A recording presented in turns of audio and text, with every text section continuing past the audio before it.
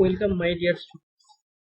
আজকে তোমাদের যেটা আমি দেখাতে চলেছি সেটা হচ্ছে যারা এখন সিক্স সেমিস্টার পড়ছো বা আগামী 15 জুন থেকে যারা এক্সাম দেবে, একদম নিউলি যারা সিসিএফ এর ফার্স্ট ব্যাচ এবারে জুন মাস থেকে যারা পরীক্ষা দেবে তাদের মনে একটা কনফিউশন তৈরি হয়েছে যে আমরা সেমিস্টার 7 এবং 8 সেমিস্টার করতে পারবো কিনা। অ্যাকচুয়ালি 7 সেমিস্টারে পড়তে পারবো কিনা, কারণ হচ্ছে honours with research and without research. So 4 years honours তারা করতে পারবে কিনা, সে উইথ রিসার্চ হোক বা উইদাউট রিসার্চ হোক, তার নিয়ে একটা মনে একটা কনফিউশন ছিল। সেটা ইউনিভার্সিটি তার একটা সিএসআর বার করেছে, তার অ্যামেন্ডমেন্টস যেটা করেছে সেই অ্যামেন্ডমেন্টস হচ্ছে সিএসআর 60-তে সে বের করেছে ইউনিভার্সিটি।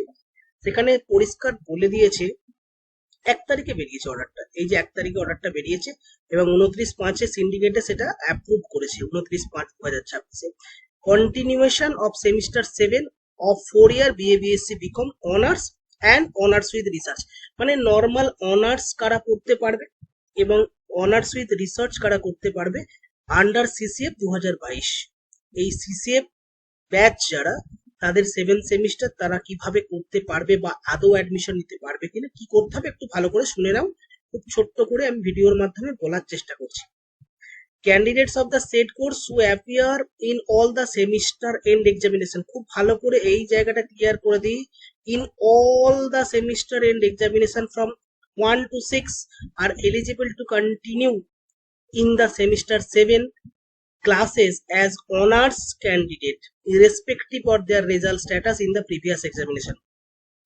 তার মানে একটা ক্যান্ডিডেট বা একটা স্টুডেন্ট সে 1 থেকে 6 সেমিস্টার, মানে সেমিস্টার 1 থেকে সেমিস্টার 6 পর্যন্ত তাকে সমস্ত এক্সামিনেশন দিতে হবে। ইন অল সেমিস্টার এক্সামিনেশন মানে সে যদি চাকরি থাকে সেটা আলাদা ব্যাপার, কিন্তু তাকে কিন্তু পরীক্ষা দিতে হবে। মানে আমি পরীক্ষা দিলাম না কোনো একটা সেমিস্টারে, সাপোজ 3rd সেমিস্টার বা 4th সেমিস্টার আমি দিইনি, বা 6 সেমিস্টার আমি পরীক্ষা দিয়েছি কিন্তু আমার 5th সেমিস্টার আমার পরীক্ষা দিইনি, এই রকম কিন্তু হলে হবে না। সে কিন্তু সবকটা পরীক্ষা দেবে, তার রেজাল্টের স্ট্যাটাস যাই হোক না কেন সে কিন্তু 7 সেমিস্টারের জন্য এলিজেবল। কিন্তু এই জায়গাটা তোমার ক্লিয়ার করলে এইবার কিন্তু আরেকটা জিনিস যেটা এখানে দেখতে হবে, যদি আমি এক্সিট নিতে চাই ফর টেকিং এক্সিট, তাহলে 7 সেমিস্টারে উইথ অনার্স উইদাউট রিসার্চ, যেটা মানে উইথ অনার্স 7 সেমিস্টার হচ্ছে এই কন্ডিশন, তাকে সব পরীক্ষা দিতে হবে 1 to 7 সেমিস্টার, তাহলে তার রেজাল্টের স্ট্যাটাস যাই হোক না কেন সে কিন্তু। কিন্তু কেউ যদি গ্যাপ দেয় তাহলে হবে না, ভালো করে বুঝে নাও। হাউএভার এক্সিট নেবার ক্ষেত্রে তাকে সেমিস্টার 6 এক্সাম ক্লিয়ার করার পর অন্তত 30% নাম্বার তার থাকতে হবে সব সেমিস্টার সব পেপার মিলিয়ে। মানে in all papers of the first 6 semester, মানে 1 থেকে 6 সেমিস্টার, সেমিস্টার 1 to 6 সব পেপার মিলিয়ে তার 30% তাকে পেতে হবে। তার মানে মিনিমাম সিজিপিএ 3.0, যেটা বলতে চাইছে ইউনিভার্সিটি, ইনক্লুডিং সামার ইন্টার্নশিপ। তাকে সামার ইন্টার্নশিপ করতে হবে, কারণ সামার ইন্টার্নশিপের ব্যাপার হচ্ছে সেমিস্টার 2, 4 এবং 6 এর মধ্যে তাকে ক্লিয়ার করতে হবে সামার ইন্টার্নশিপ। অর্থাৎ আমি এক্সিট যদি নিতে চাই আমাকে মিনিমাম সিজিপিএ 3.0, এসজিপিএ নয়, সিজিপিএ, যেটা 6 সেমিস্টার পর তোমার রেজাল্টে থাকবে, সেখানে 3.0 হতে হবে এবং প্রথম থেকে 6 সেমিস্টার পর্যন্ত মিলিয়ে, এবং তার সাথে সামার ইন্টার্নশিপও যেন তাকে শেষ করতে হবে, এবং সামার ইন্টার্নশিপও যেন 3.0, মানে 3.0 মানে হচ্ছে 30% তাকে সামার ইন্টার্নশিপও পেতে হবে। Next, to continue in the honours with research. Honours with research কারা করবে সেটাতে তাকে 30% তো পেতে হবেই সব পেপার মিলিয়ে, 1st to 6 semester including summer ইন্টার্নশিপে তো থাকতেই হবে।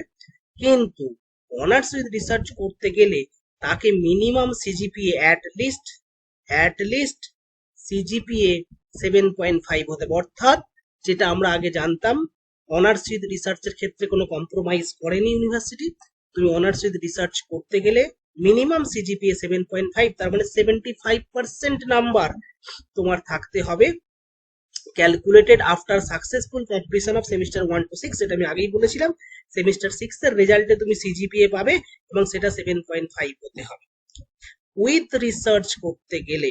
কিন্তু উইদাউট রিসার্চ করতে গেলে তোমার পরীক্ষায় যদি তোমার কোথাও সাপ্লিও থাকে, ইট ডাজন্ট ম্যাটার, তুমি উইথ রিসার্চ করতে পারবে না, শুধু অনার্স করতে পারবে।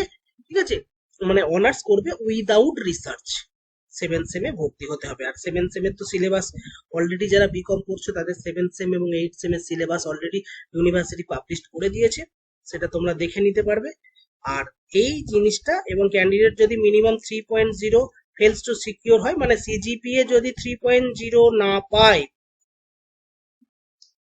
7.5 মে রিঅ্যাপিয়ার। এবং যদি সিজিপিএ 3.0 পাচ্ছে না এবং মিনিমাম সিজিপিএ 7.5 পাচ্ছে না, এই মিনিমাম সিজিপিএ 7.5 পাচ্ছে না মানে আহ, আহ, যদি সে 3 সিজিপিএ পেয়েছে 3.0, মানে 3.0 কেন, সে 5.5 বা 6.5 বা 7.23 পেয়ে গেছে, কিন্তু তার ইচ্ছা সে অনার্স উইথ রিসার্চ করবে, তাহলে 7.5 যদি সে পেতে চায়, তাহলে সে আর একবার 5th এবং 6th সেমিস্টার রিঅ্যাপিয়ার করতে পারে, মানে নতুন করে পরীক্ষা দিতে পারে। কিন্তু খেয়াল রাখবে, যদি নতুন করে পরীক্ষা দেওয়ার পর তোমার সিজিপিএ 7.5 এর থেকে আরো কমে গেল, মানে আগে যে 7.2 পেয়েছিলে তার থেকে যদি আরো কমে যায়, তাহলে কিন্তু সেইটাই ধরা হবে। অর্থাৎ একটু ভেবে চিন্তে এই রিঅ্যাপিয়ার বা রি এক্সামিনেশন গুলো দেবে। ঠিক আছে, তাহলে তুমি কিন্তু তোমার মিনিমাম সিজিপিএ যদি 7.5 যদি তুমি পরীক্ষায় দিয়ে যদি পেয়ে যাও, তাহলে সেটা কিন্তু হবে। তাহলে তো তুমি পরীক্ষা দিতে পারবে, অনার্স উইথ রিসার্চ করতে পারবে। আদারওয়াইজ প্রত্যেকটা ক্যান্ডিডেট আমার মনে হয় এই জায়গাটাতেই এবারে অপ্ট করবে, সে বিএ বিএসসি বিকম যাই হোক না কেন, এই জায়গাটা তারা দেখতে চাইবে যদি সে করতে চায়। আদারওয়াইজ যদি কেউ আমি 7th এবং 8th সেমিস্টার করবো না, বা ইয়ার 4 থার্ড ইয়ার বা থার্ড ইয়ার তো 6 সেমিস্টার, ইয়ার 4 মানে 7th 8th সেমিস্টার আমি ইয়ার 4 করবো না, তাহলে সে সিম্পলি এক্সিট নিয়ে চলে যাবে। মিনিমাম 30% থাকলে ইউনিভার্সিটি এক্সিট দিয়ে দেবে, সামার ইন্টার্নশিপ তার সাথে করতে হবে।